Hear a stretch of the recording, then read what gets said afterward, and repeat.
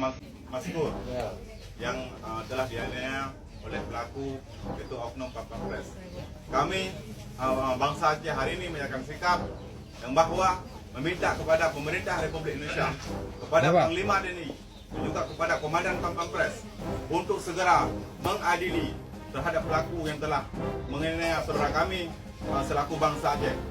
Kalau kasus ini dituntaskan secara hukum dan seadil-adilnya, maka kami bangsa Aceh akan kembali meminta kepada Republik Indonesia untuk memisahkan diri daripada Republik Indonesia, dan kami bangsa Aceh akan kembali mengangkat senjata seperti masa konflik dulu. Dan juga kami meminta kepada seluruh masyarakat Aceh, ini adalah luka yang dirasakan oleh saudara korban, itu adalah luka kita bangsa Aceh. Maka kita bangsa Aceh harus kompak dan untuk bersatu mengadili terhadap pelaku-pelaku yang telah membunuh bangsa Aceh. Sekian dari saya, terima kasih.